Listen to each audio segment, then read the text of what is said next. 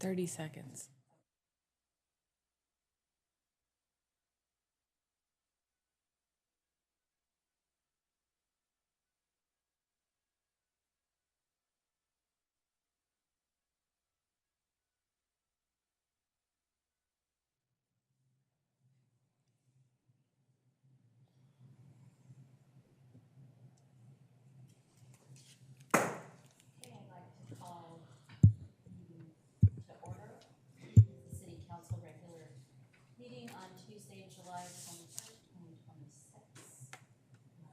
To have a roll call vote, please. Vice Mayor Reed, Here. Councilmember Pratton, Here. Councilmember Sandu, Here. Councilmember Farmer, Mayor Rodriguez. Here.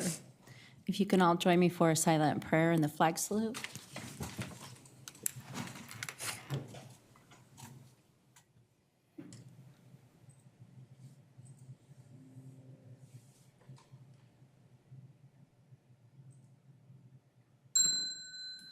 Salute pledge. I pledge allegiance to the flag of the United States of America and to the republic for which it stands, one nation, under God, indivisible, with liberty and justice for all.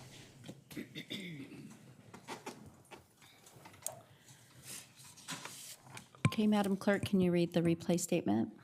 This meeting of the Galt City Council is recorded with closed captioning. The recording will be cablecast on Metro Cable Channel 14, the local government affairs channel on the Comcast and DirecTV UVerse cable systems. The recording will also be video streamed at metro14live.saccounty.gov. Today's meeting replays Friday, July 24th at 9 a.m. and Saturday, July 25th at 9 a.m. on Metro Cable Channel 14. Once posted, the recording of this meeting can be viewed on demand at youtube.com/Metro Cable 14. Thank you. Agenda item B, agenda approval, additions and/or deletions. Council, anything? No. Okay. And it doesn't look like there's any presentations. Can we have the public comment read? Under Government Code Section 54954.3, members of the public may address the City Council on non-agenda items within the subject matter jurisdiction. The public comment section is for the City Council to receive comments, except for brief responses to questions. No discussion or action may be taken on any item that is not listed on the agenda. Please limit comments to a maximum of 5 minutes. Consistent with the City Council procedural guidelines, the mayor reserves the right to shorten the time limit for speakers to ensure the efficient and timely completion of all city business on the agenda. Do we have any public comment? Belinda Ellis.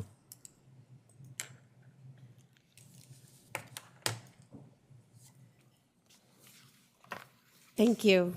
I'm Belinda Ellis, and I run the Galt Cemetery.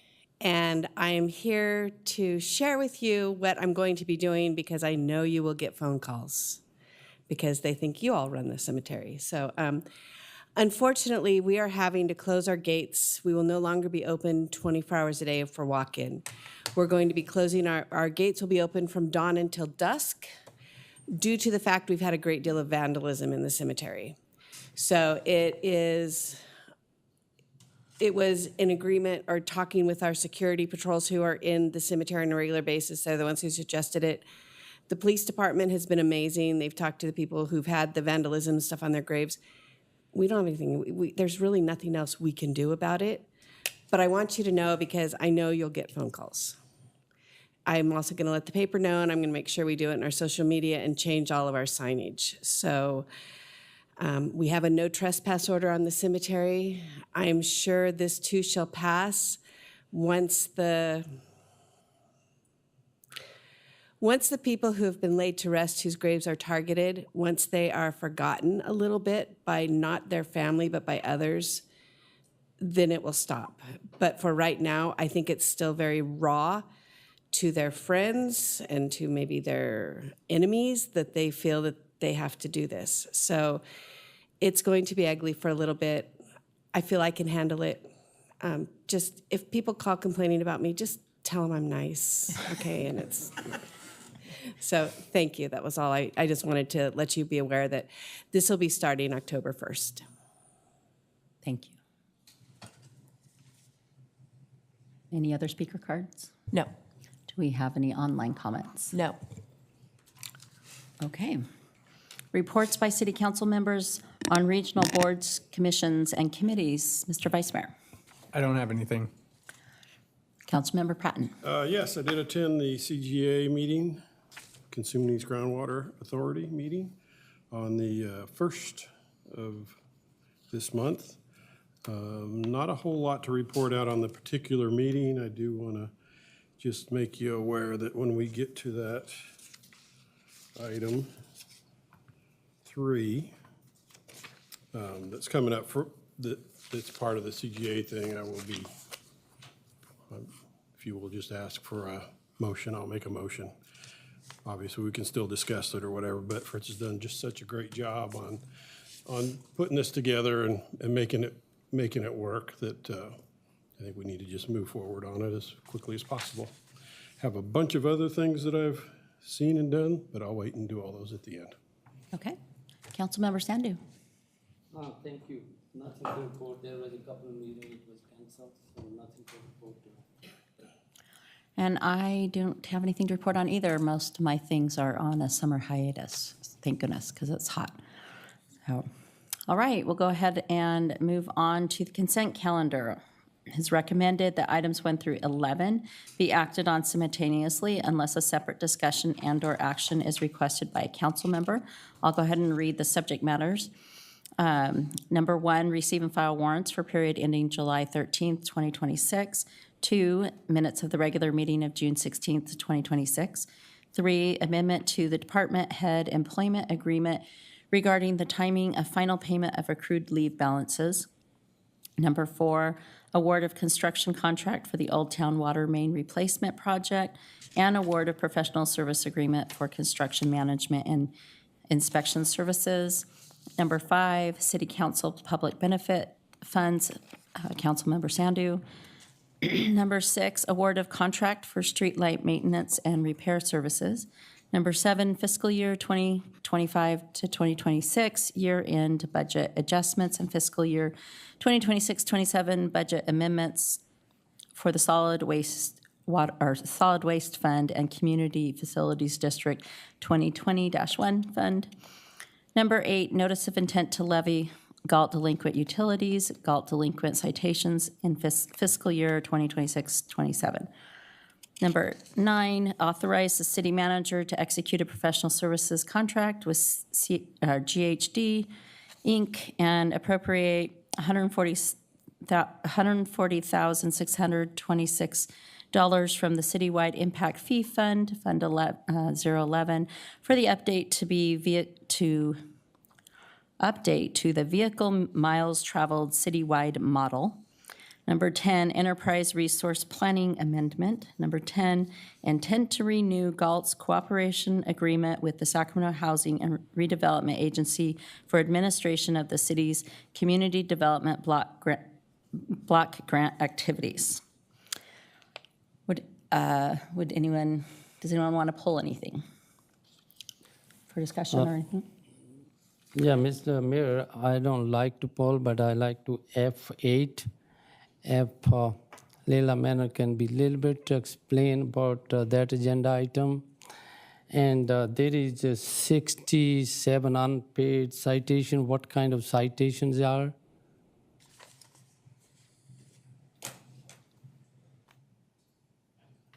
These are just outstanding utility billing and code violation citations. So that's what those are. The utility bill and code citation, can you be a little bit brief on code citation? It's to reimburse the city for services provided to the community. So Under what kind of services? Is in a police department or in a, what kind of? Councilman Santu, I might have additional information that Lila's providing. Basically, we do recoup our services through standard budgeting processes, but I believe these delinquencies are the result of unpaid citations.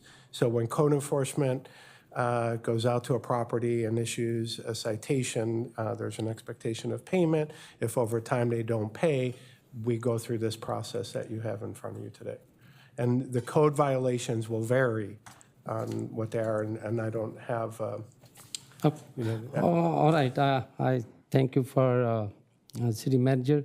And these citation, when we going to put the levy, the citation is person name and then property maybe under trust or maybe under more names. How you guys can do it, levy? How you guys? If there is any incident when you look them up, these parcel number, they are just only the same name, whatever the citation, or is different. But I would like to clear. For example, there is a citation on my name, and there is a property is under 4 names. Right. So It would are be you under guys the- clearing just to penalize on that person, or there is clarification or not? it's my understanding that the citation and the levy will be on the property regardless of ownership. So if there's a renter on the property and there's a citation, the property owner and the levy goes to whoever is listed as the owner of that specific property. So that means if the citation is the rental and he's not paying the citation, then the levy can going to the owners? Yes. For example, there is a 60-unit apartment, somebody, but we have some, so that means that going to us, we are not doing anything on the citation the person is doing wrong? Are we doing anything or no? Yeah, no, that's correct. Essentially, property owners are notified of an infraction, so it's typically, we usually go out, so the way the process will usually work is code enforcement will go and make contact with who's ever living at the residence and give them an opportunity to repair the violation in a period of time. Then they are given formal notice to repair in a certain period of time. If they do not meet that, they then start getting the administrative fines on a regular basis. So typically, like I haven't seen that like in a multifamily complex. You usually see like a single family home that's being a renter and you would have like a, an off-site property owner. But generally, there's no mechanism to, basically levy the renter. It goes to the property, and then the hope is the property owner works with the renter to correct the infraction. Thank you, Chris. And I just wanted to make sure I will be, if somebody asked me question, there was a couple of public questions. I just want to make, I agree with the process. That's the same thing we're doing before, and just for the clarification. Thank you. You're welcome. Okay, and I just wanted to mention, I just wanted to thank Public Works for the reports that were in there for item 4. I really appreciate it. I thought they were very thorough, and the full contract was there, and so I really appreciated that, so thank you. Do we have any public comment cards for, No public comment. do we have any online comments? No. Okay, so I'll entertain a motion for the consent calendar. Moved. All second? Okay, moved by Vice Mayor Reed and seconded by Councilmember Pratton. Roll call. Vice Mayor Reed? Aye. Councilmember Pratton? Aye. Councilmember Sandu? Aye. Mayor Rodriguez? Aye. Motion passes 4-0. All right, moving on to our scheduled matters and our public hearing. I think I'll turn this over to Mr. Buckman.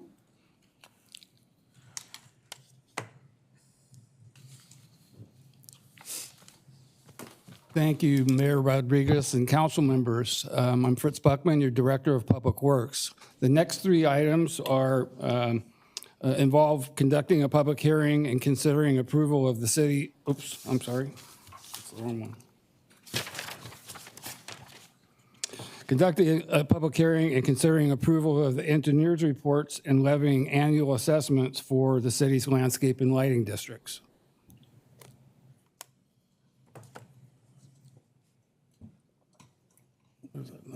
Keep it on the side.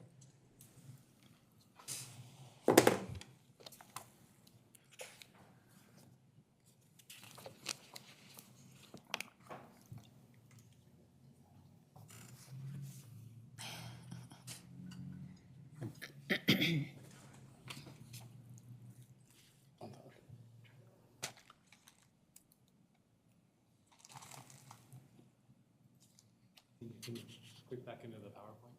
It's right here. Here. There we go, okay. This map shows the city's 3 lighting landscape districts. The one in pink is the West Side Galt Lighting Landscape and Maintenance District, what I'll call West Side LLD. As you might expect, it's on the west side of town, primarily.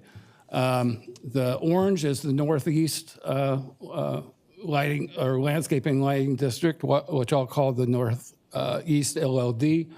As you might expect, it's on the northeast part of the city primarily. And finally, the third and final district is the cleverly named Lighting and Landscape District number 3, which is also on the west side of the city primarily. For the West Side LLD, the district includes 1,077 predominantly single-family residential parcels. There were no annexations, de-annexations, mergers, or subdivisions of existing parcels during the past year. The assessments per parcel are fixed and have not changed since the district's inception in 1990.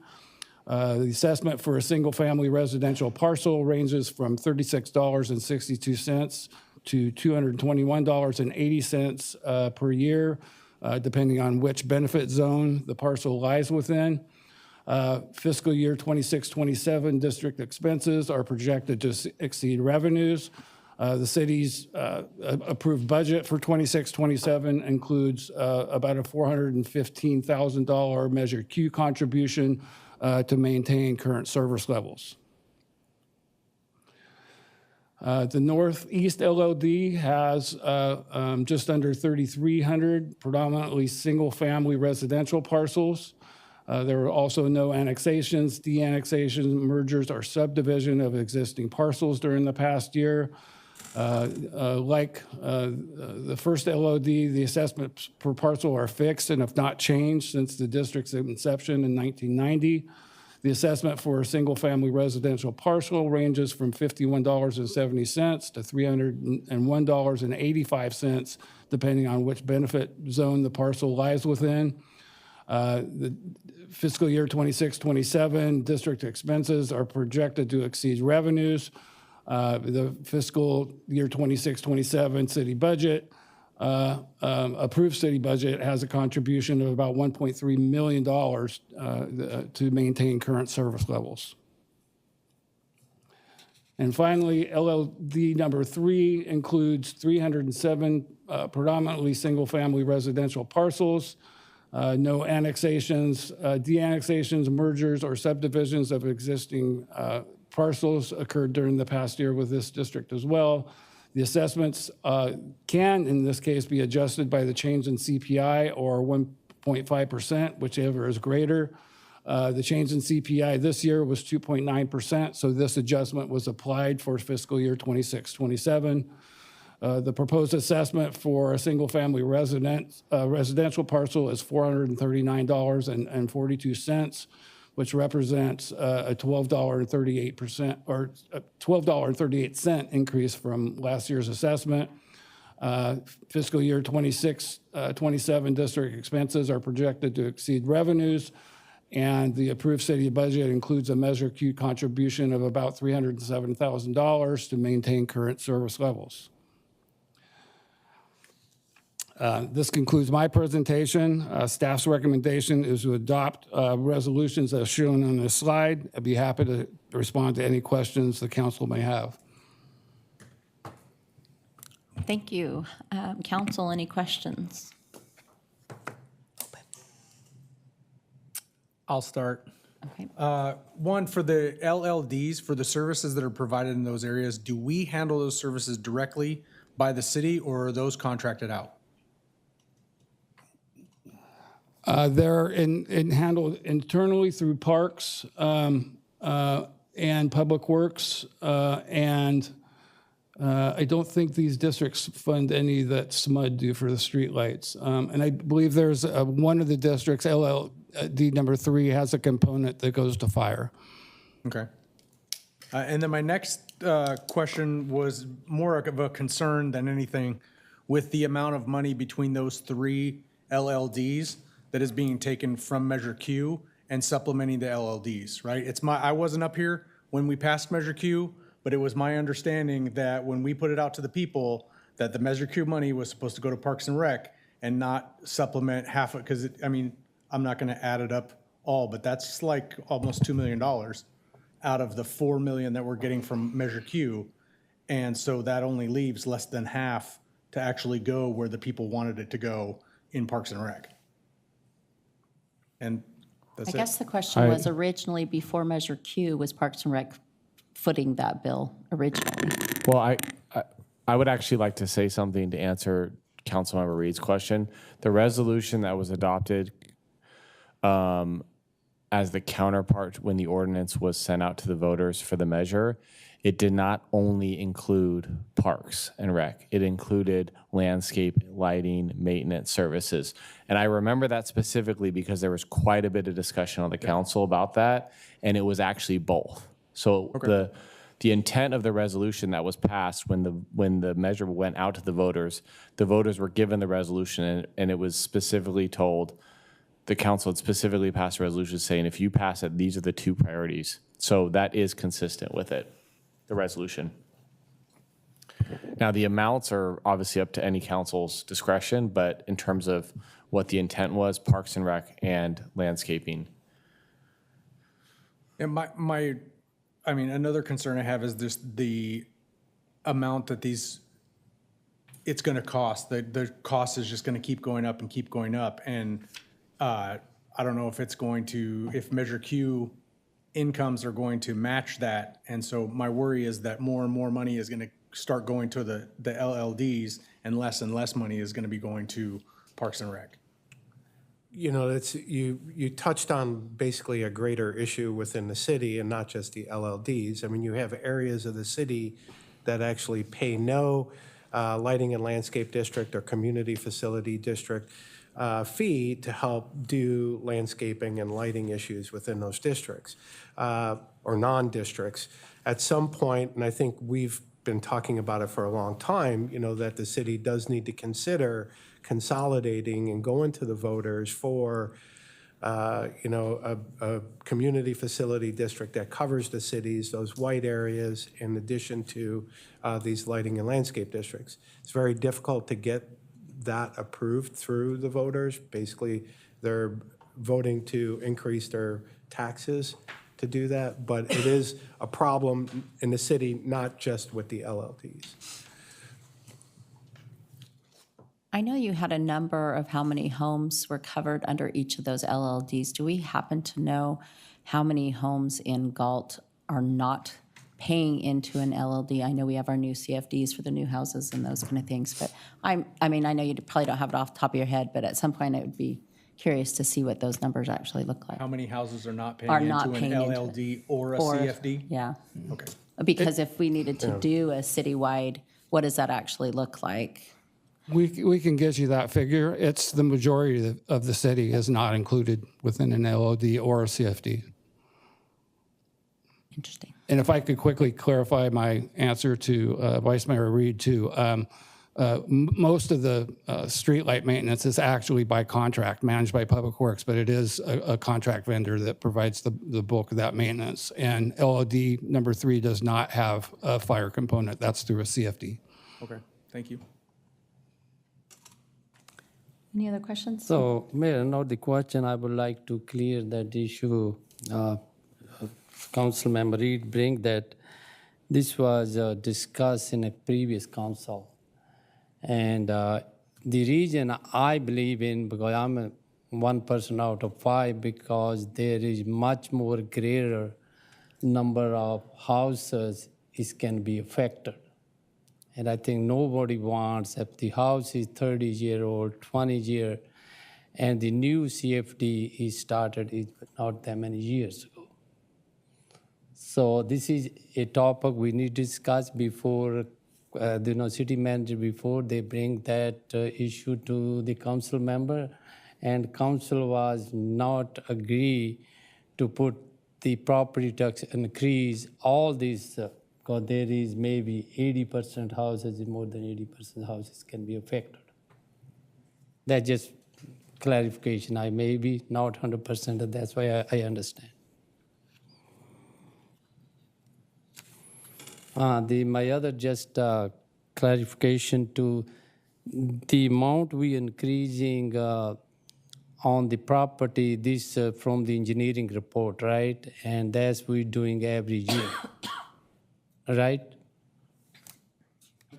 Could you The repeat the amount last we- part of your sentence? Yeah, I was asking you that amount we increasing each parcel, all these LLD, is we doing every year. This is not certain, is not just this year, right? Year Correct. before, Well, that's the amount, two right? of the three are frozen because they were, pre-Proposition 218 districts that don't have inflation adjustments built in. LLD number 3 is the newest, and it's got a predefined inflator built in based on the consumer price index, and that adjustment was 2.9% this year, and so that's how much we adjusted the rates. Okay, thank you for clarification.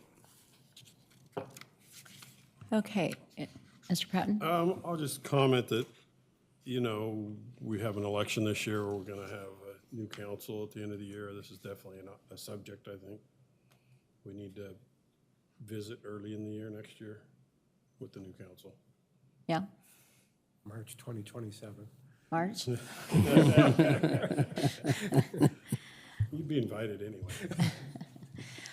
Okay, do we have any public, or we have to open a public hearing first, right? Okay, so, and I'm going to open the public hearing for all three, correct? Yes, all at the same time. Okay, so for items G1, G2, and G3, we'll open a public hearing. Do we have any public comment? No public comment. Do we have any online comments? No. Would anyone like to speak on this? Okay, seeing no public comment, I'll go ahead and close the public hearing, and I will entertain a motion which I believe can include all three if you want. I'll do a motion to approve all three, which is, as they're written, G1, 2, and 3. Wait. A motion to approve G1, 2, and 3. I'll second that. Okay, so we have moved by Vice Mayor Reed and seconded by Councilmember Pratton. We have a roll call. Vice Mayor Reed? Aye. Councilmember Pratton? Aye. Councilmember Sandu? Aye. Mayor Rodriguez? Aye. Motion passes 4-0. Thank you, Mr. Buckman. All right. Item number G4, approval of the 2025 Urban Water Management Plan Update and Water Shortage Contingency Plan. Mr. Buckman. Thank you again, Mayor Rodriguez and council members. Again, Fritz Buckman, your Director of Public Works.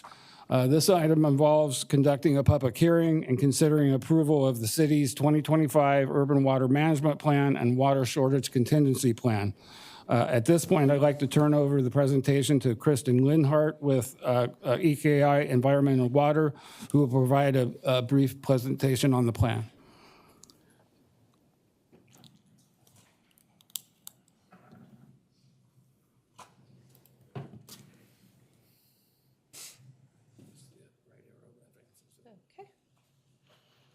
Does this work? Okay, good evening. I'm Kristen Lindhard, a hydrogeologist with EKI Environment and Water. The city brought us on board to prepare the city's 2025 Urban Water Management Plan and Water Shortage Contingency Plan. The California Urban Water Management Planning Act requires water suppliers who provide at least 3,000 acre-feet of water annually or serve over 3,000 connections to prepare an urban water management plan every 5 years. Here in the city of Galt, we have over 7,900 water service connections, and we provide over 4,500 acre-feet of water on an annual basis. The Urban Water Management Plan is an assessment of the reliability of water sources over a 20-year horizon. Our 2025 plan has been extended to 25 years through 2050 to be useful through the next 5 years of water supply assessments. Here you can find an outline of of the plan itself, with our water shortage contingency plan being Section 8 within the Urban Water Management Plan. We will be discussing some section highlights in the presentation. However, the lay description of this plan is a great place for a full overview. This slide shows our actual 2025 total water use demand on the left and our projected demand from 2025 through 2050 on the right. We forecast a steady increase in demand starting with our 2025 deliveries of approximately 4,529 acre feet to approximately 6,646 acre feet by 2050. In 2025, the single-family residential sector made up about 58% of the city's water demand, and by 2050, we expect that to increase up to 60%. The water demand projections for the single-family residential, multifamily residential, and commercial sectors where the city expects to see growth were calculated by applying the sector-specific water demand factors to the projected number of accounts in those sectors. The water demand projections for the remaining sectors where no growth is expected were estimated using the average of the historical water demand for those sectors over the past 5 years. This graph again shows the 2025 actual water deliveries on the left and has 5-year increments all the way up to 2050. Each color represents one of our water supplies. Blue is groundwater from the Casumnas subbasin, and purple is your recycled water from the city's wastewater treatment plant. Groundwater supply is assumed to be equal to demand, and the recycled water supply is limited to the maximum internal wastewater treatment plant demand over the past 5 years. The city of Galt relies solely on water from groundwater. Historically, the groundwater supplies available to the city from the underlying Casumnas subbasin have always been sufficient to meet the city's demands, and city wells have not dewatered, even during historical drought periods. The city's projected groundwater demands have been incorporated into all of the modeling and water budget scenarios developed for the Casumnas subbasin groundwater sustainability plan. The modeling results do not indicate a shortage of water supply for the city in any year type and even in the extreme climate change scenarios. Therefore, it's appropriate to assume that the city's groundwater supply should be 100% reliable and equal to the projected potable demands under all conditions.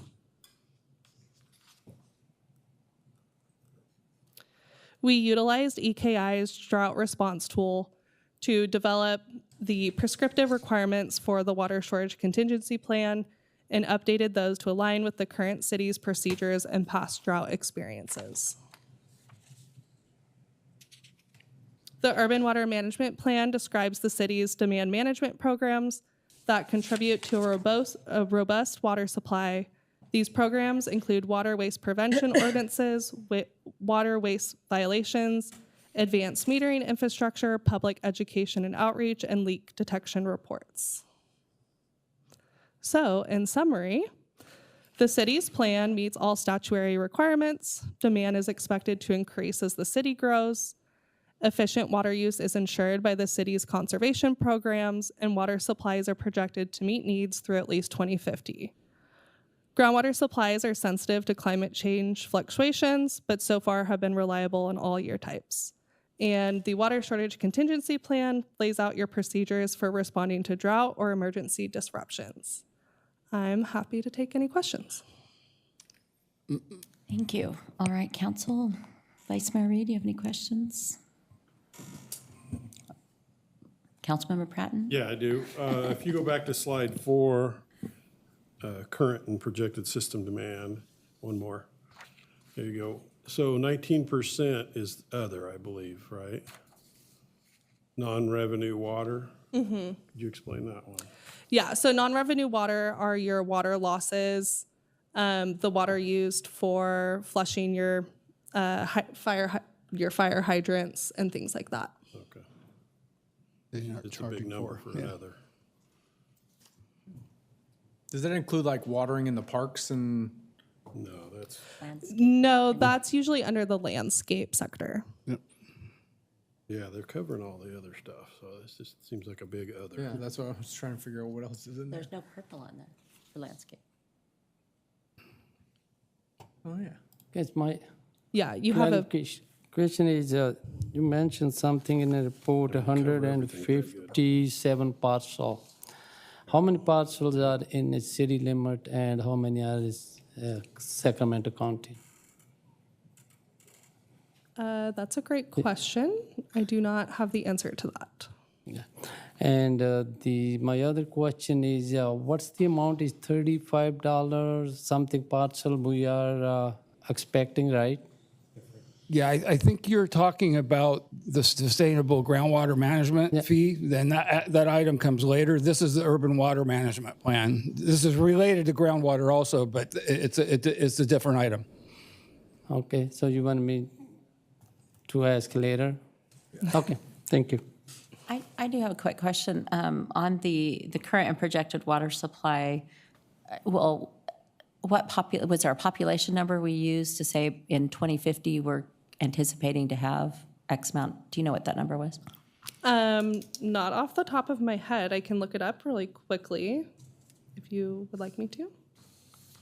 Maybe just if Mr. Beckman can get it to me. I'm just curious as to what, because I know that number has changed dramatically throughout. I mean, we thought we were already going to be at 50,000 right now. So, and obviously we're not there. So I'm just curious. Yeah, and what we our took new that, projection is. Yeah, we took that into consideration that the expected increase hasn't been as large as expected in the past. So we did, bring it down a little bit to reflect that. Okay. And then does this, I know this is about the city of Galt, and that's all that we can control, as much as we can control that. But what if, say, someone in the county just right next door wants to put in a big data center or something that doesn't have access to maybe treated water, so they have to actually get water from the ground? Right now, you're saying our aquifer or whatever we're tapping into is at 100%. We shouldn't have anything unless something egregious happens. Is a data center, is that something that could actually cause us some concern? It's always a possibility. But, in relation to the Cosumnes subbasin, you all are in a very good position where the water levels are much higher than other areas. Any new development like that's not in current land use plans would have to deal with the groundwater sustainability agencies involved. And if it compromised the plan, they might have to mitigate for that somehow. Okay. And I think one of the good things that our public works people have done is the wells now, right? In the past, the wells have been, and correct me if I'm wrong, 800 feet. And our public works has went above and beyond, and our newest wells are down to 1,600 feet now, which is double what almost everyone else is. So, and there's a lot of reasons for that, but it's them looking forward into the future and making sure that we do have access to that water at those depths. And higher quality water. Yeah.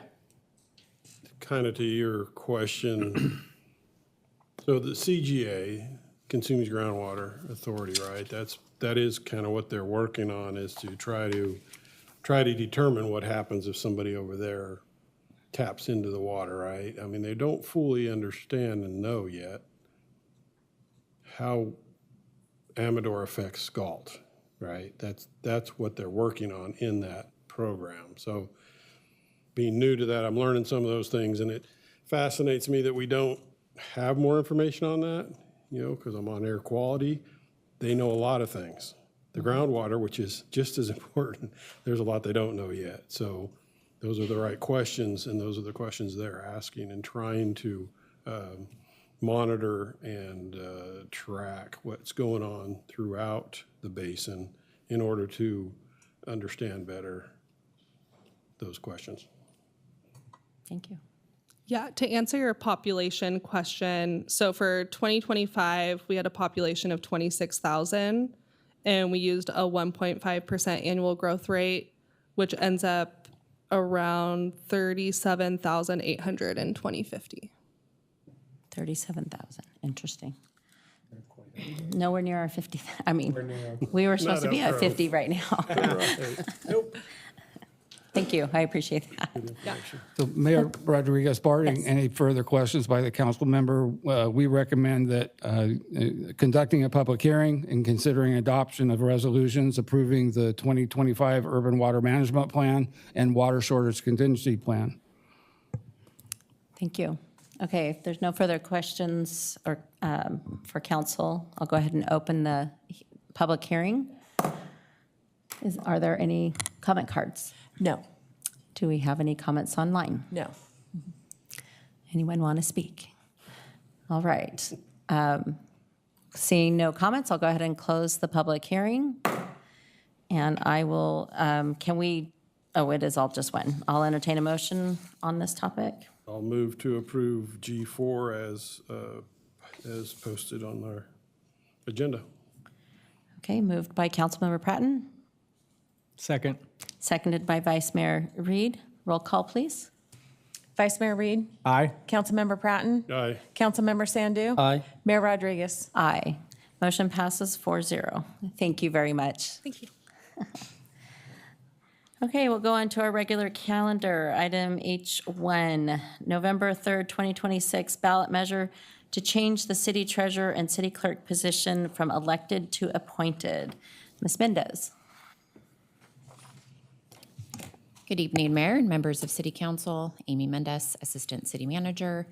The item before you this evening is a request to place a measure before the voters on the November 2026 ballot, asking whether the city treasurer and the city clerk positions should transition from elected offices to appointed positions.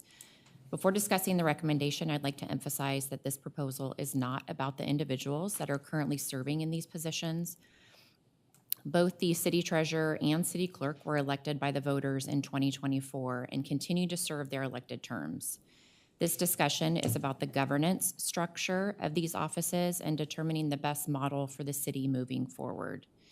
At its core, this recommendation is about good governance. State law requires every general law city to have both a city treasurer and a city clerk. California law also gives voters the option of deciding whether those positions should be filled through an election or through an appointed process. If approved by the voters, this change would not take effect until the expiration of the current terms in November 2028, or if either office becomes vacant before then. The city has considered this question before. Ballot measures regarding an appointed city clerk were presented to Galt voters in both 2014 and 2018. In 2018, the measures received just under 50% support. Since that time, however, the professional, technical, legal, and financial responsibilities of both the city clerk and city treasurer have continued to expand, making this an appropriate time to revisit this question. One of the most important points to understand is that these are not policy-making positions. Unlike the City Council, these offices do not establish city policy. They are highly technical administrative positions responsible for carrying out many of the legal, financial, election, and public accountability functions that keep local government operating effectively. The city treasurer is responsible for safeguarding and overseeing more than $168 million in public funds. That includes managing investments, monitoring cash flow, overseeing debt obligations, and ensuring the city's financial activities comply with state and federal requirements. These responsibilities require sound financial judgment and specialized knowledge of municipal finance and investment policies. Likewise, the city clerk serves as the city's official records officer, legislative administrator. The clerk administers municipal elections, ensures compliance with the Brown Act and Public Records Act, maintains the city's official records, and supports the legislative process for the city council. These duties are critical to managing public trust and legal compliance. Over the years, both positions have become increasingly technical. Municipal finance has become more sophisticated.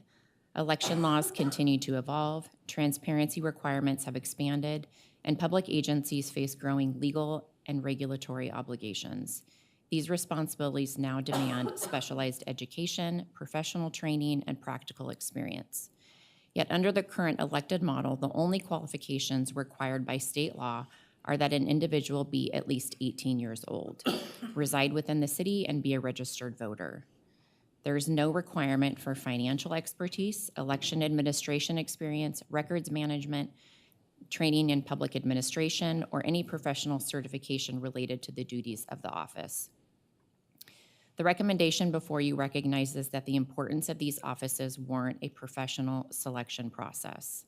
An appointed model would allow the city to establish minimum qualifications, recruit from a broader pool of candidates, evaluate education, certifications, and experience, conduct performance evaluations, provide ongoing administrative oversight, and ensure continuity within these critical functions. It also provides greater accountability by allowing the city to address performance issues if they arise, helping reduce legal, financial, and operational risks. It's also important to recognize that this recommendation reflects the approach already taken by most California cities. More than 75% of California cities appoint their city clerks, and more than 80% appoint their city treasurers. Galt is now among a relatively small number of cities that continue to elect these professional administrative positions. Finally, I want to address what is often the biggest question associated with proposals like this, which is accountability. This proposal does not reduce public accountability. In fact, it changes how accountability is achieved. First, the voters decide whether this governance change should occur at all. Second, voters continue to elect the city council, which remains directly accountable to the community. If approved, the city council would establish qualifications, conduct appointments in a public and transparent manner, evaluate performance, and ensure that qualified professionals are serving in these positions. That creates an ongoing accountability framework that simply does not exist under the current elected model, where there is no ability to require professional qualifications before taking office. Ultimately, this recommendation is about aligning professional qualifications with professional responsibilities. These offices are essential to protecting public funds, administering elections, maintaining transparency, preserving official records, and ensuring legal compliance. As municipal government has become increasingly complex, many California cities have recognized that these positions are best filled based on demonstrated competence rather than an outcome of an election. Tonight's recommendation does not make that decision for the voters. It simply asks the city council to allow the community to decide whether Galt should adopt the same governance model that has become the standard throughout California.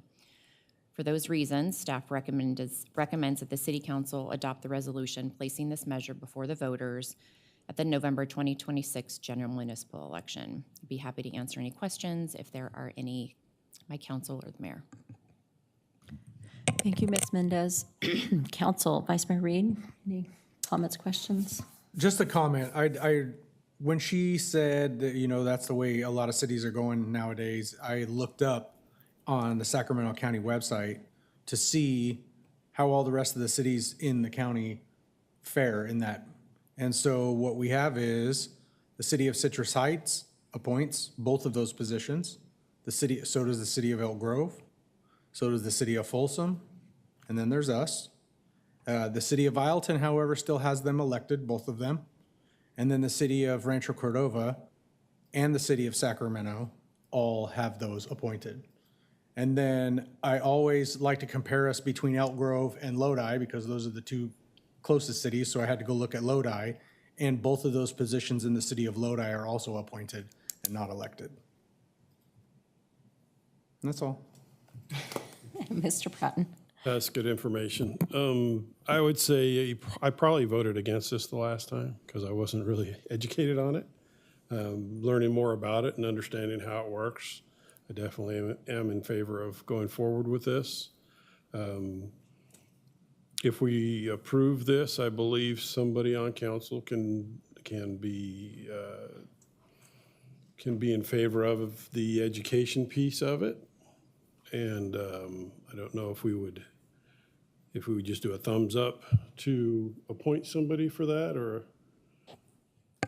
put somebody in charge of that. Because I know that we can only educate on it, right? We can't.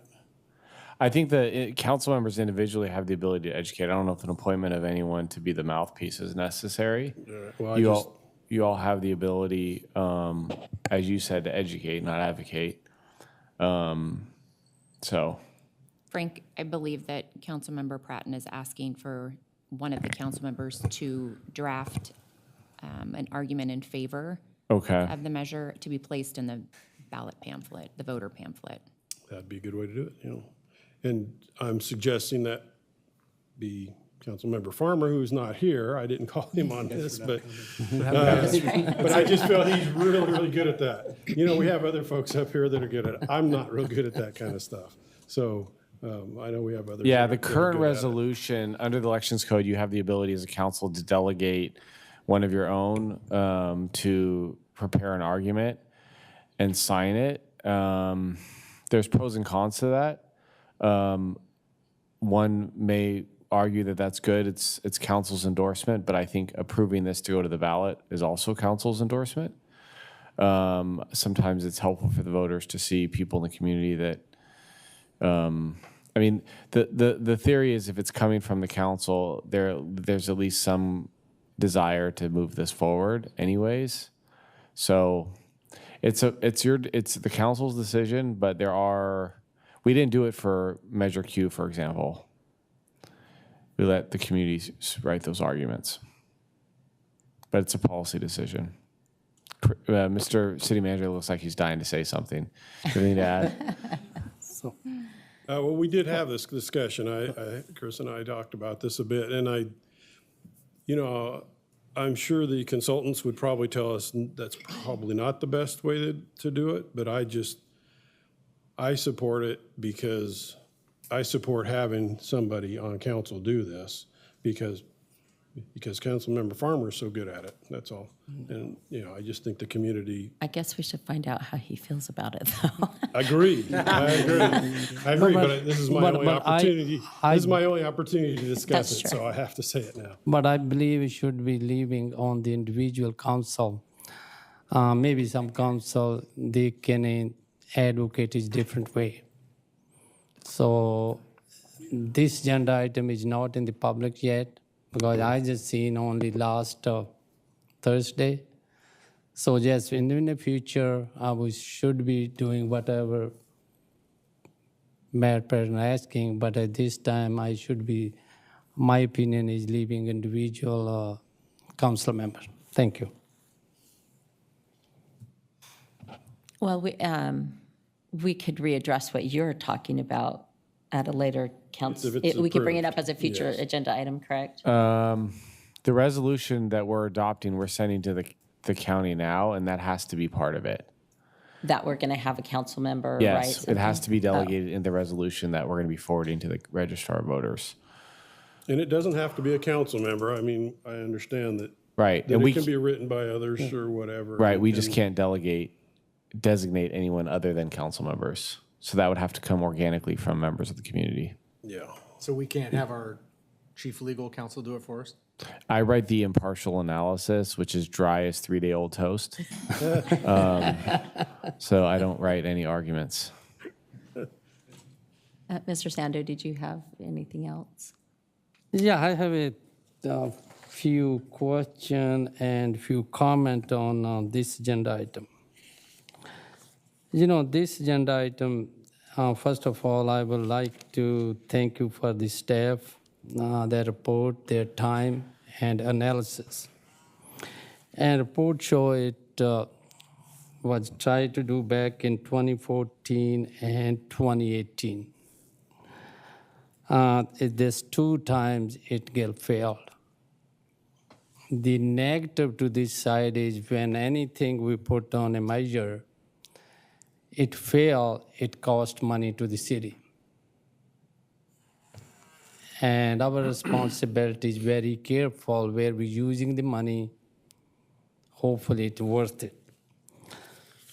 Second thing I would like to want to make sure, clear the public.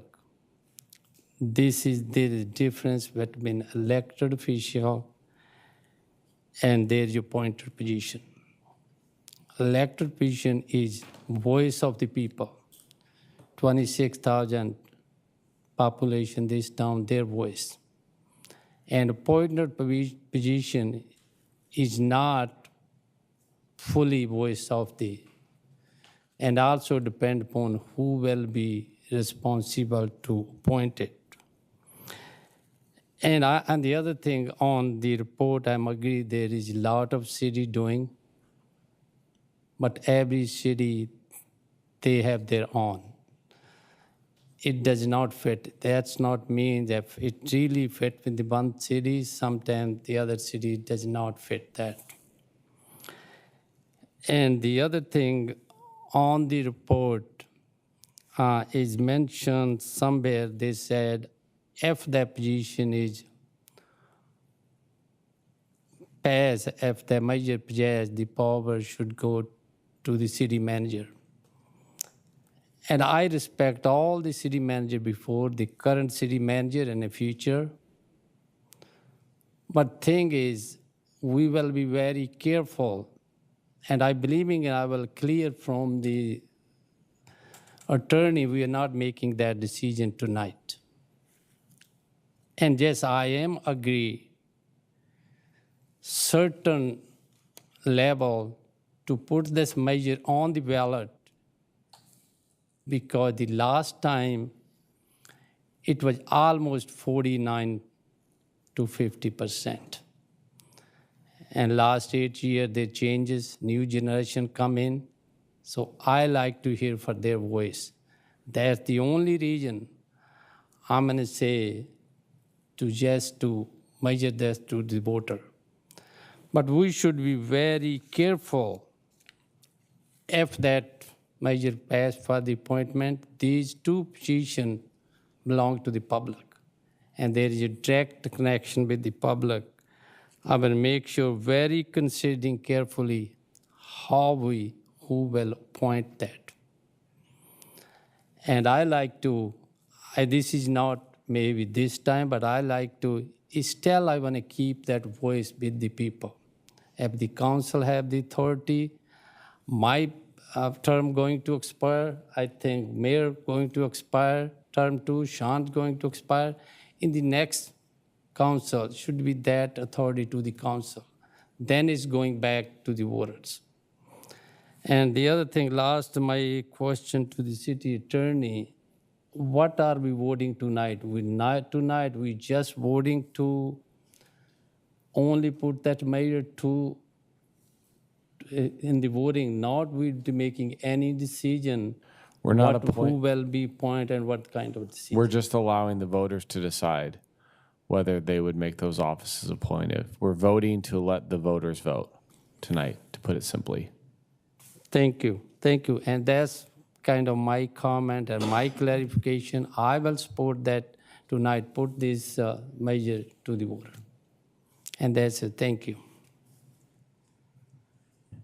Did you have anything else? No. I have thought long and hard. I too, Mr. Pratton, voted no twice for this because I didn't understand. And I think that if this needs to be successful, the city's responsibility is that education piece tremendously. Because it does feel like to the average voter that we're taking a vote away from them.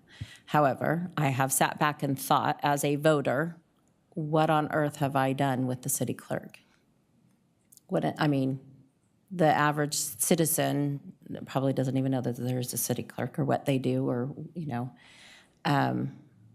and my fear is that someone runs against Sean Farrell, someone like me, and gets into that position, and now how many millions of dollars does he handle for the city? You want that in my hands alone when I have 4 support people with me to make those decisions and a full staff, professional staff to help me make decisions, great.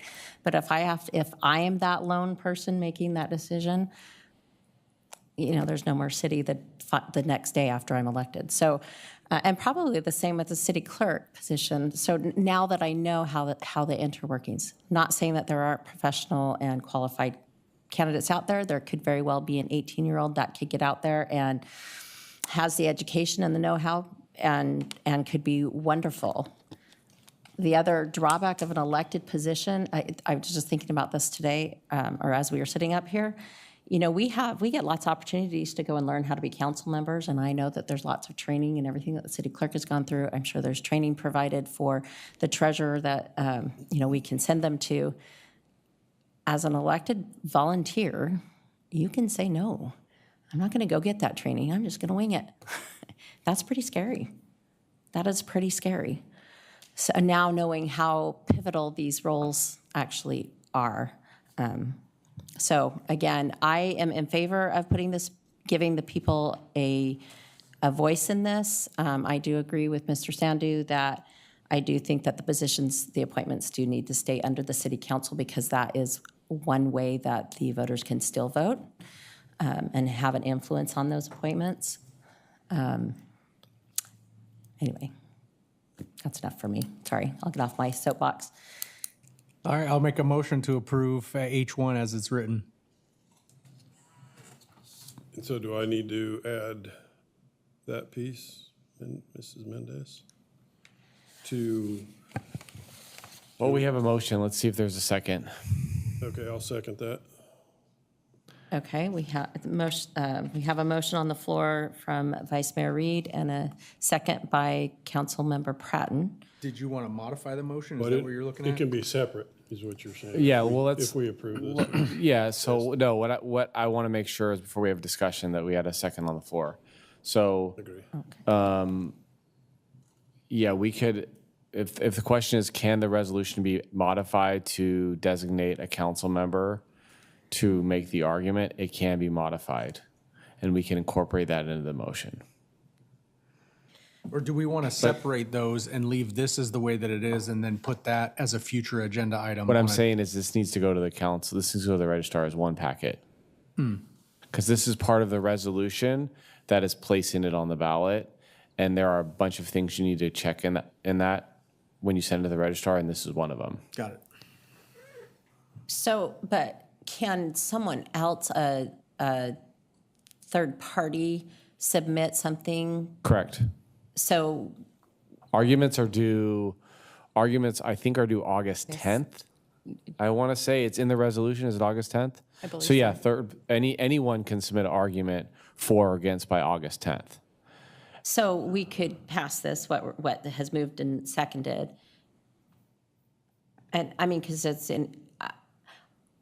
I hear what you're saying, and I would love to do it. The problem is he's not here. Yeah.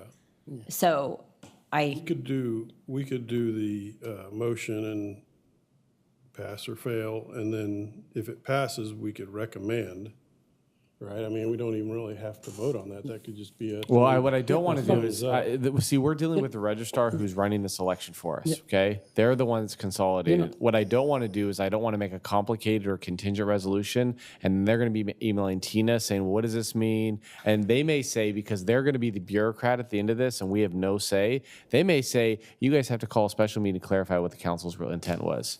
So the problem is, whatever we send, I want it to be very clear, black and white, one way or the other. I understand what you're saying, and I think if we were running the election, we could totally do that. But we're going to be at the whim of the county registrar's office, and since they don't want any on them, they are going to be very meticulous with us. So I don't want to put words in Mr. Sandu's mouth, but it sounded like you weren't 100% that the council should endorse it, basically, is what this is. Yes. So if that's the case, I don't want to trap a council member into this that doesn't necessarily want that. So, but it does not prevent Mr. Farmer doing from it. putting one Agree. in himself. I agree. So I'll back off. And we Okay, can is move forward. that right, Frank? That he Actually, I don't think the council members can unless they've been designated by the council. well, but if he does it himself, I understand what not you're under saying. his. I understand what you're saying, but council members can't do it unless they've been designated to do it, because or else it could be viewed as it's advocacy. This is the one carve out for advocacy, but it's because they're designated by the council at this meeting. Gotcha. Can the designation be a separate motion? Does it Well, have- he wants it tonight, though. That's the other Yeah, thing. I understand. It could be a separate motion. It could be a separate motion. But Yeah. the other thing I would like to make a comment, because this is not a public reach out. At this time, I will leave on the border and I'm not advocating any this time the appointed position or elected position. So I'm talking about this is not to the public yet, so I don't advocate Right. any. Yes, I'm just going to vote tonight to put this measure on the ballot and let public make a decision. That's their. Without the influence of the council as a whole saying you need to vote yes, Yeah. right? Yeah, that's fine. Yeah, so I think we just go forward and okay, motion on the floor and, okay. Okay, we'll go ahead and do the roll call vote just for, so the motion, Mr. Sandu, is just to put it on the ballot. And I want to make clear, and I know this was alluded to, but we've had enough instances where things were alleged to have been in hiding, but Councilmember Sandu's comments made it clear. The ordinance, I want to make sure you all read, the ordinance that's going to go before the voters says the initial appointment will be done by the council. Future councils may, but don't have to, delegate or delegate that appointment power to the city manager. It just provides that in the ordinance, but it does not require a future council to do that. Again, it's just there for flexibility should for some reason a future council want to. So I just want to make clear, if that language comes up, I don't want someone to be surprised that it's in the ordinance. It is, but it says that future council would have to designate or delegate that power to the city manager by future ordinance. So it's not even something they could do in a resolution or a motion. They would have to adopt an ordinance at 2 separate readings to delegate that power to city manager at a future time. So I just wanted that to be clear on the record. And if you already understood that, I apologize, but I wanted to be very clear. Thank you. Okay, roll call. Vice Mayor Reed, Aye. Councilmember Pratton, aye.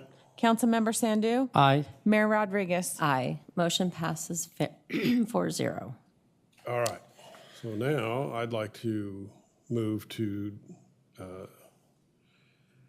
make a designation of Councilmember Farmer if he's inclined to do it, right? And I don't know if somebody else on the chair would. I just think he's the right guy to do it. That's all, of all of us. And I knew that had to get done tonight. So he's not here. I'm gonna move to designate for him to do that piece. And if he's not interested, that's fine. If you guys want to vote against it or not even second the motion, that's fine too. But I agree with what you're saying, Mayor, that is the education piece of this is critical. And I think Sean could be a strong piece of that. If he's interested. Okay, so your motion is to appoint Sean to be the spokesperson basically Designate for. to, what's it called? What's the, Prepare and submit an argument on behalf of the city council. designate Sean to do that. So we have a first, do we have a second? Second. See Okay. what happens. Okay, any other discussion? Okay, roll call. Vice Mayor Reed, Aye. Councilmember Pratton, Aye. Councilmember Sandu. I be abstain. Pardon me? I will be abstain, no vote. I will not say yes, no. Oh, you're abstaining? Yes. Mayor Rodriguez. Drum roll. Well, that threw me, Mr. Sandu. Because I'm going to say no, Okay. because I don't want Mr. Sandu to feel like words are being put in his mouth to promote it. So it passes to when then? No, it fails because this is a resolution. Resolutions require a majority of the total membership of the council, which requires 3 votes. So it fails. Sorry. That's fine. And just to be clear, especially in view of Councilmember Sandu's comments, the person that would be signing, although it be Councilmember Farmer's name in this situation, it would be on behalf of the body. Right. So if there are dissenting views on the council, what you just did by voting it down is not inappropriate in view of trying to speak for everyone. So you could have gone either way is my point. It wouldn't have, yeah. It wasn't inappropriate. Okay. Yeah, no, I think it's all fine and dandy, and I do agree with council member that we really kind of got this one thrown on us a little bit. Right. But again, we can't discuss these things behind closed doors anyway, so. Right. Well, and I all. think if Councilmember Farmer was here and heard his, if he was like, yeah, True. I really, That's really true. want to do it, I probably would have been more inclined, but. That's fine. I mean, not that I think he's against it. I don't know how he feels, to be honest with you. I don't know so. either. I Well, see, didn't you ask just him. don't want to give it to him when he's not here. That's the best time. Well, we should have done it because he wasn't here, but. That's what he gets. I would like to just touch on the campaign piece, the education piece as it relates to the outreach and the community education. We do have a really robust plan. There's a web page that's already been developed. We have been creating it. We've got marketing material and newsletter articles that have been drafted, things that we will do to educate the community that wasn't done in the previous ballot measures. So I think that's the key component that was missing from that back in 2014 and 2018. And so that will, I think, really be beneficial on both the city treasurer and the city clerk piece. So we have that ready to go. That's good to hear. Okay, moving on. Item 2, resolution to City Council, City of Galt, California, approving side letter agreement. All right, Ms. Kobe. Good evening, Mayor and Council. Tricia Kobe, Human Resources Director.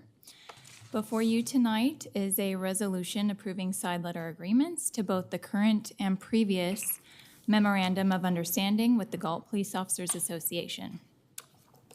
As a CalPERS contracting agency, the city is required to ensure that all compensation reported for pension purposes complies with state retirement laws and regulations.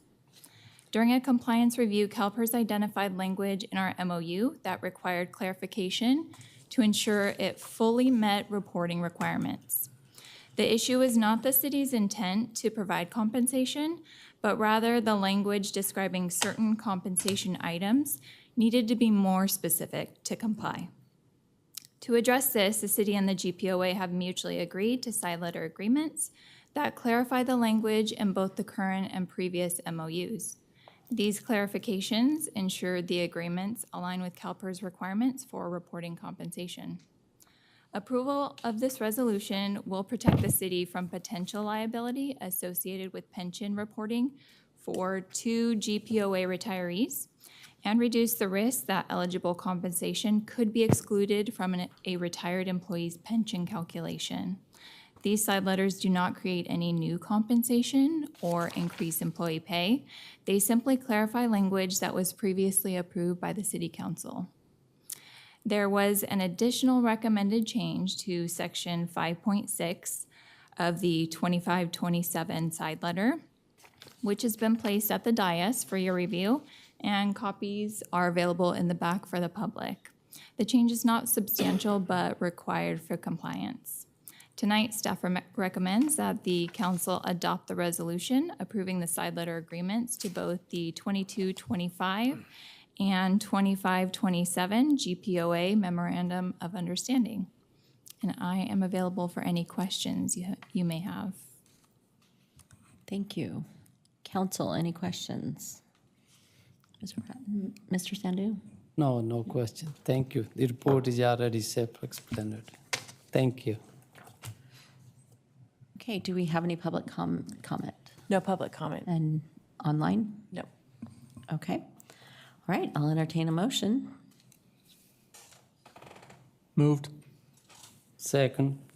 Okay, moved by Vice Mayor, excuse me, Reed, and seconded by Councilmember Sandhu. Roll call? Vice Mayor Reed? Aye. Councilmember Pratton? Aye. Councilmember Sandhu? Aye. Mayor Rodriguez? Aye. Motion passes 4-0. Public Works is on spotlight again. Establishing sustainable groundwater management fees in the city of Galt. Mr. Buckman. Thank you. Good evening again, Mayor Rodriguez and council members. Fritz Buckman, your Public Works Director. The item before you is to consider establishing sustainable groundwater management fees in the city of Galt. First, I'll provide some background. California's Sustainable Groundwater Management Act was enacted in 2014. It requires groundwater sustainability agencies, or GSAs, to develop groundwater sustainability plans, or GSPs, for each medium or high priority groundwater basin in the state.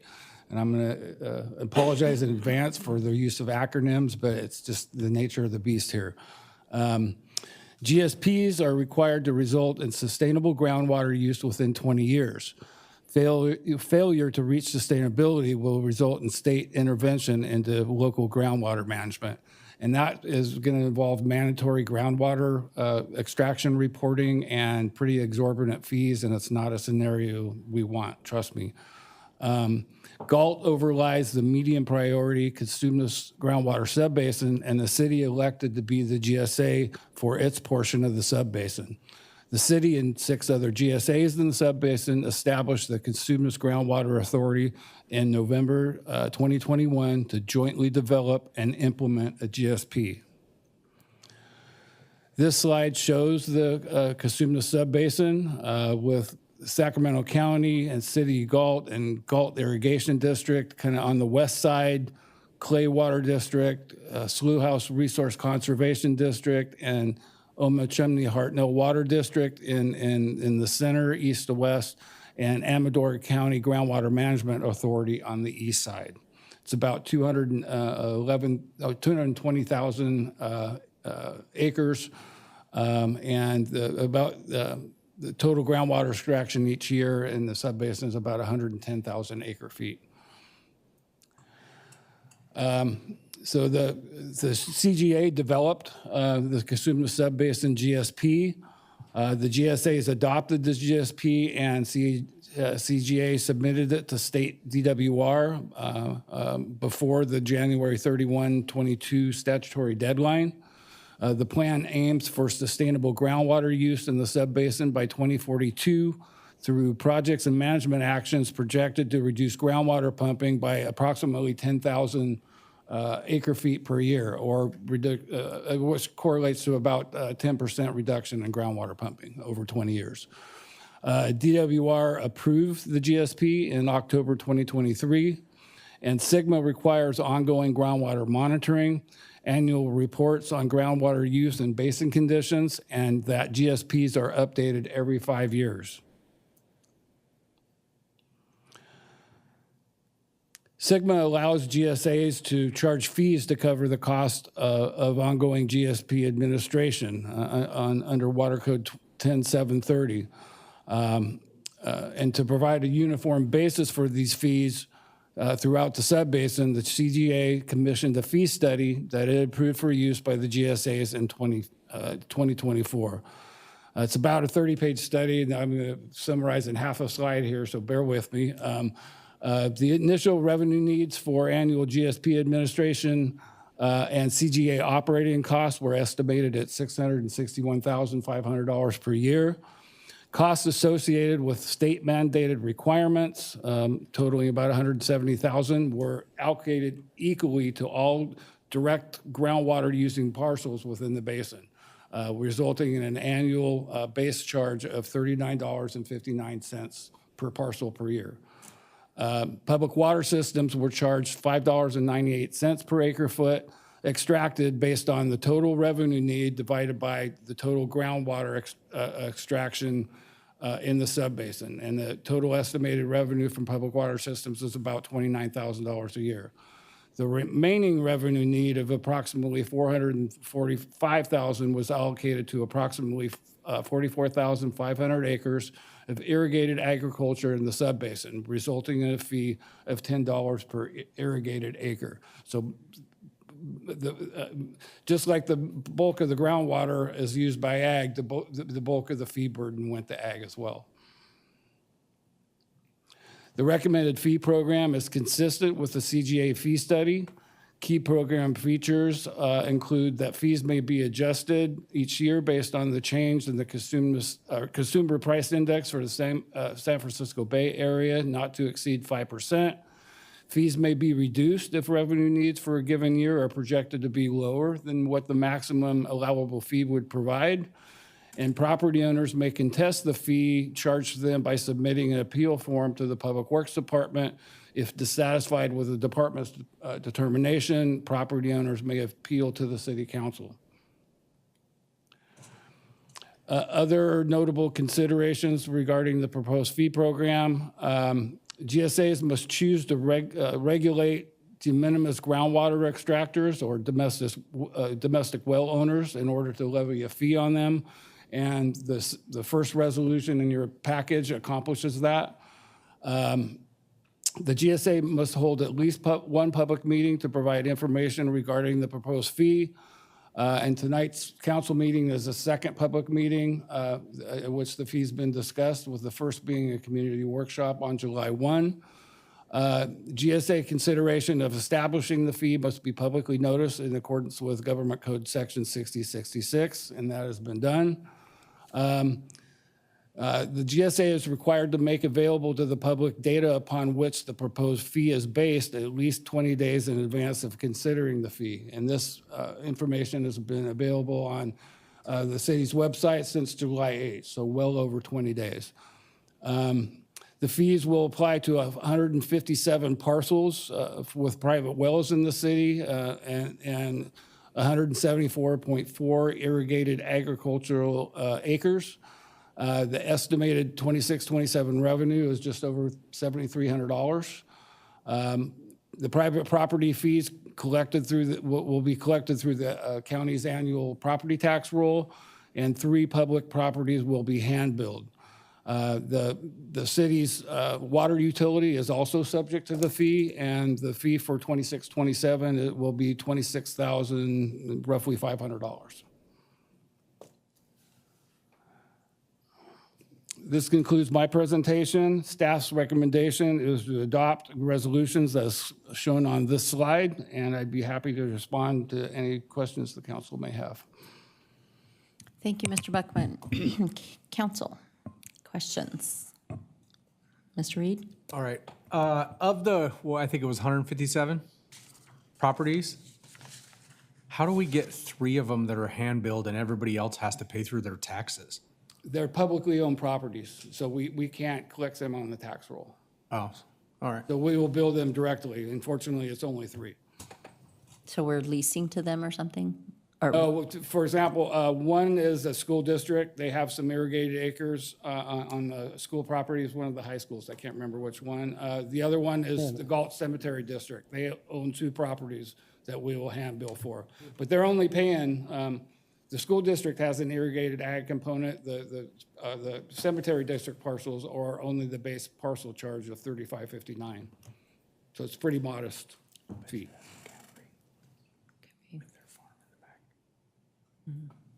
Mr. Patton? Or I know you're coming to No make a questions. motion. I'm ready to move this one on. Okay. We thought this was about water. This is right up your alley. This one, figured you had a Well, lot you to can say. ask him more. He can answer anything. No. I'm telling you. He knows Mr. it. Sandu, do you have? No, just you know, the 150 that parcel there in the city, or 157 there, parcels, yeah. how many in the city and how many in the county? You has They are all within the city. This fee will only apply within the city. so 157 parcels, they are in the city limit. They are all within the city limit. 140 of those, just FYI, will only pay the base parcel fee. There's only irrigated agricultural acreage on 17 of the parcels. Okay. And that fees we are proposing, I think $39 something, right?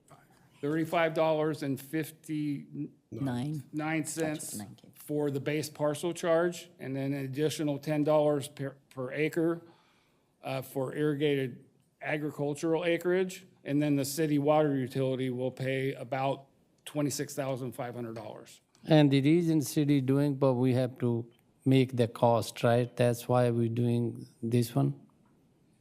Or we not, this- I'm just want to make sure clear to the public, we are not making, city not making any profit on that. Oh, no. This covers our cost to comply with state law.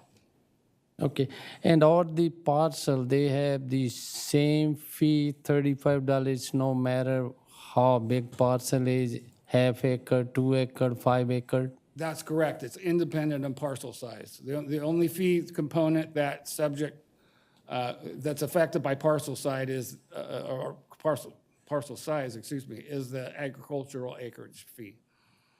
Okay, and any parcel, they already have the water and sewer, city water and sewer, we are not doing that, right? Yeah, the individual property owners that have city water will not pay this fee directly. They pay it indirectly by paying their water bill, and the water utility will cover, pay its fee. Right, because I'm talking about they already paying in the city utilities, so they're not paying through the property tax of any parcel in this area, right? That's correct. They're paying through their utility bill. The private well owners pay individually through the county tax roll. All right, thank you. Thank you for the clarification, and that's it, Madam. Okay, sorry, Matt, I do have some questions. Yeah, no, Then that's fine. I'll release you. That 26,000 that the city's paying for their portion of it, where's that coming from? And is that going to need to start coming out of our utility bill? Like, does each home now need to pay an extra $5 every month or something? No, it will be covered. There's sufficient funding through the rates, what they're generating already to cover the fee. It's, in the grand scheme of things, it's a pretty modest contribution given the scale of the water utility. Okay. And then just so how are you, when you said that there's the 17 removed out of the 157, the 17 that will pay per acre, or they'll pay the 35 plus $10 per acre. That's right. If it's just fallow, do they still have to pay that $10 per acre? No, we made an effort to try to determine through aerials and other means whether they're actively being irrigated. And you have to look at the properties. It's not cut and dry. Right. It takes some judgment to make these calls in some cases, and looking at the properties at different times of the year. But in most cases, we could tell whether they had a well and whether it was actively irrigated based on whether it was green all year or not.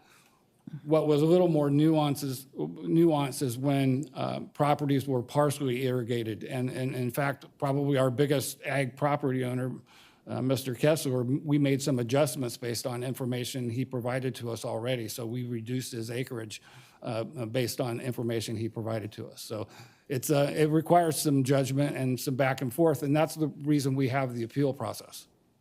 And all of the 157 have been contacted. They know that this is, or should know that this is all taking place. Correct? Yes, they were all notified regarding the community workshop on July 1, and so by mail. Several weeks before the workshop, and then of course this hearing was noticed in the papers, and went through all the normal noticing a public hearing goes through. And when will this start showing up on their property tax bill?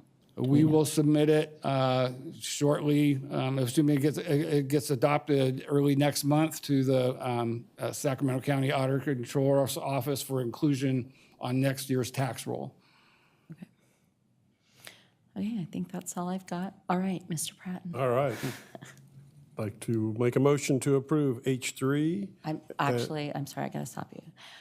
Do we have any public comment? It's public comment. I'm sorry, yes. H3 as posted in the agenda. Okay, so we have, it's been confirmed, we don't have any public comment. So we have a motion on the floor? Also, Second. okay, go ahead. All right, it's been moved by Councilmember Pratton and seconded by Vice Mayor Reed. Roll call, please. Vice Mayor Reed? Aye. Councilmember Pratton? Aye. Councilmember Sandu? Aye. Mayor Rodriguez? Aye. Motion passes 4-0. All right. Not that it would have changed my vote, but Mr. Buckman, how many people actually went to that? I'll Community report meeting? that out on my, Oh, okay, never mind. Okay. I'll wait for him. I don't want to Matt steal wants his to talk. thunder, absolutely. All right, sorry, Matt. Okay, any communication? Just a reminder, the August 4th city council meeting is canceled due to National Night Out. Okay. City clerk's report. So the recommendation is to review and consider appointments to the Measure R Independent Citizens Oversight Committee. There are 3 vacancies with terms ending April 2029. Galt Municipal Code Section 3.40.150 states no committee member may serve more than 2 consecutive 3-year terms. 2 applications were received from returning applicants, Marcia Mooney and Paul Harvey. If selected, it would be their final term. The remaining vacancy resulted from the completion of Glennis Nelson's 2 consecutive terms, making her ineligible. So the city is still advertising for that 3rd vacancy. So to reappoint, it will need city council vote, not individual council members. Okay. Are there any questions? Okay, I will entertain a motion to appoint the 2 who have applied. Or do we need to take public comment on this? yes. Okay, is there any public comment? No public comment. Anything online? No. Okay. All right, now I'll entertain a motion. I will move that agenda item. I'll second. Okay, moved by Councilmember Sandu and seconded by Councilmember Pratton. Roll call. Vice Mayor Reed? Aye. Councilmember Pratton? Aye. Councilmember Sandu? Aye. Mayor Rodriguez? Aye. Motion passes 4-0. Just a quick question, and this might be a legal question. What happens if we can't find people for that oversight committee?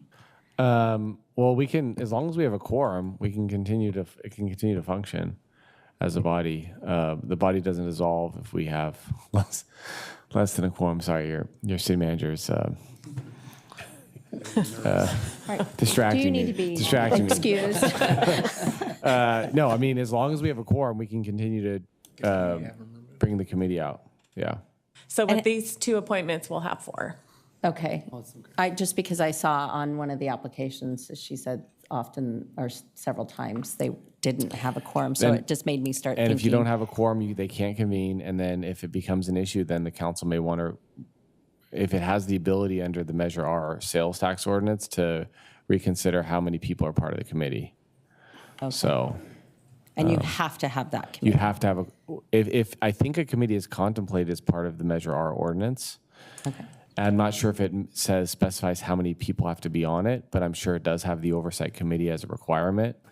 So, and if you can't field the quorum, then there's really nothing you could do.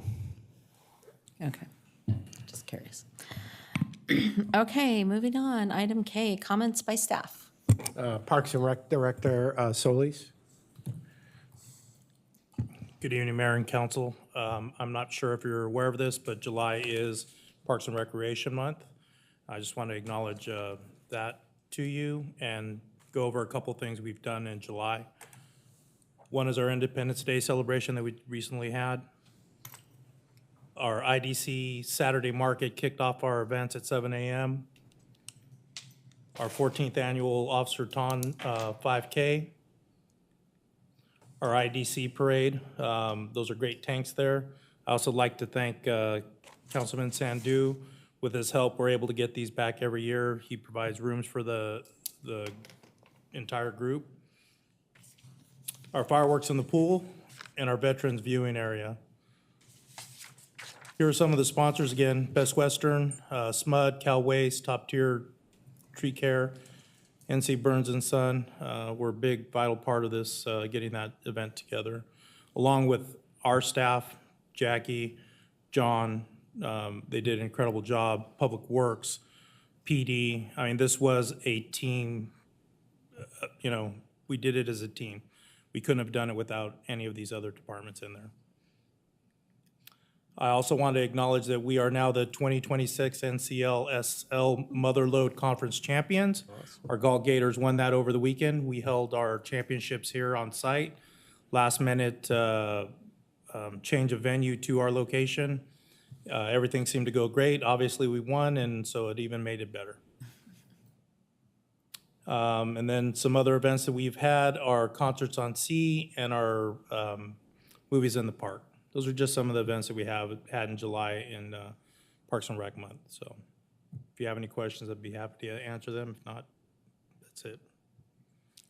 I just love the video. That's why I know it's Parks Month, because of the video that Jackie did. I just love that our staff are becoming movie stars now all the time. No further comments. Okay. All right, comments by city council, members for future agenda items. Vice Mayor Reed. All right, so we'll start with the comments and then we'll go to the future agenda items. First, I can't thank the staff enough because I know everybody was involved in the 4th of July thing. I got to go to the barbecue at the hotel and all of the different things that went on that day. It was a very long day, but it was a very fun day. And I know that everybody was involved, so I want to say thank you. I got to ride around with Mr. Solis a little bit, putting up the flags, moving some stuff, so that was fun. The fireworks, once again, was great. I sit there at the end of every July 4th going, I don't know if it could be better, and then the next year it comes and it's better. So that's good. Thank you. To Mr. Buckman at Public Works, thank you for getting back to me and working through the Marengo Road construction, that the pole is gone now. The road is getting fixed, and the assistant city manager told me there's a chance that it could be done in time for school to open in a couple of weeks. So that's great because that area causes a lot of traffic problems for the high school. And now on to future agenda items. I have 2. So the first one is emergency services on the east side of the tracks. And there's a couple of aspects to that. One, I would like for this agenda item to include some data from the police and the fire department on how much this is restricting access to the east side for emergency services. A second part of that is an overview or an overview of a potential long-term solution. So this probably would fall into Public Works on what would it look like if we were to put a undercrossing or whatever that's called. What would that look like? How much would it cost? Things like that. And then the third aspect of that is asking the city manager or city staff to set up another meeting with the railroad to discuss stopping in the middle of our town and completely disrupting our way of life because they need to stop their train somewhere. I know Councilmember Farmer had said that they had those meetings in the past and the train was gonna try to stop more south of Galt or between Galt and Elk Grove, but it seems like there's an increasing amount of times now that the train is starting to stop back inside of town. So that's that one agenda item. And then the second one comes after a conversation that I had with Captain Small about the mental health individuals that we were getting from the county that were riding with our POP officers. And Captain Small informed me that that solution has been basically canceled by the county, and those services are no longer provided to Galt through the county. And so I was hoping that we could get a little understanding of how that went while it was here, you know, how many interactions, how beneficial that was to our community. Number 2, the replacement plan for that, because those needs are still there. What is being done, and he kind of gave me the answer to that, but I'd like it more for all the rest of the council members. And then the other aspect is any gaps that we see that could possibly be filled by the mobile integrated health unit that Consumnes Fire has. Because they say that it's housed in Elk Grove, but they say that it is accessible to the city of Galt. So of those services, what can that mobile integrated health unit provide to our mental health needs here in the city of Galt? Those are my 2 future agenda items. And that's it. So you just need a consensus, right? I mean, I support that. I don't have a Okay. problem with it, yeah. With both? Support it. Yes, with both, I'm sorry. items. Yeah. Okay. All right, Councilmember Pratton. I don't have any future agenda items at this time. Few events that I went to. 629, GHS had a meeting for their bond. They will be going to the voters for a new bond. No comment on the bond other than I did attend, and if anybody's got any questions, I'd be happy to discuss it with them. 7-1, the CGA meeting that I already talked about, and later in the evening, the new water fee workshop. So not a big attendance. There was probably 3 couples, 4 couples, and then about 5 individuals, myself. And was well-run. Education was good. I was a little surprised there wasn't more people there because we did hear a bit of concern and folks getting, worried about this. But it was a good presentation. It went off quick, and everybody that left there seemed like they were happy with the information. It wasn't like some of the other meetings where we received the pitchforks in the beginning. 7-3, the tank show. Thank you, Councilmember Sandu, for putting that on. That was awesome. 7-4, of course, the parade. Mr. Solis was awesome, well-attended. I heard some comments about, attendance and such, and I felt that the attendance looked pretty good. I don't know if we have numbers or if you track that at all, or. Yeah, that number. But it just felt like, because of the new route going out and around, folks were spread out just a little bit more. But I think if you looked at it all, The information I'm getting is 4,300 people in the downtown area. Okay, wow. On the 6th, I went to Walker Park. You forgot that one. Yeah, I did.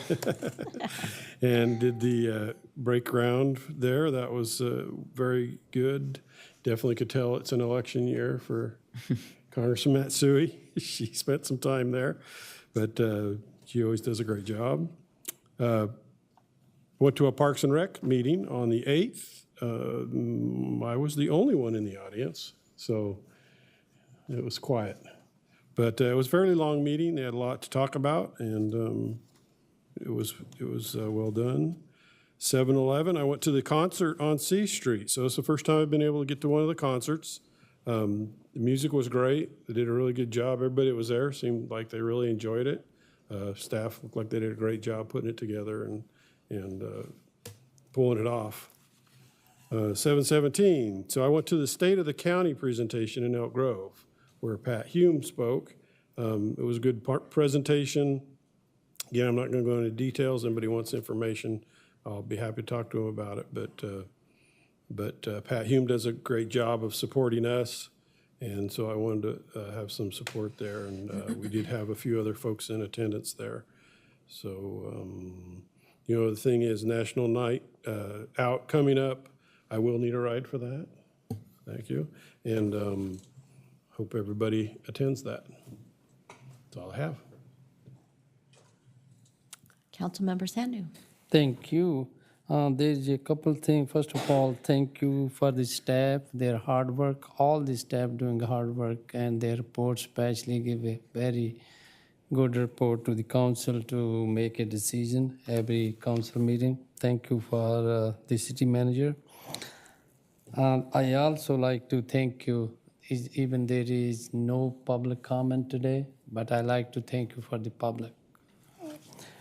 And there can be no future agenda item, but I'm just thinking maybe in the future, and I will certainly discuss with the city manager before I bring that agenda, ask the city council to bring that agenda item.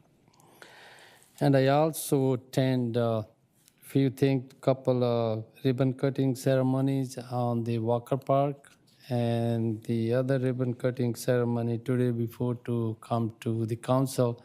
I know they invited all the council, they have to come here, but I On the behalf of all the council, I appreciate the business. There is a new restaurant on Twin City by Tractor Supply that Indian American.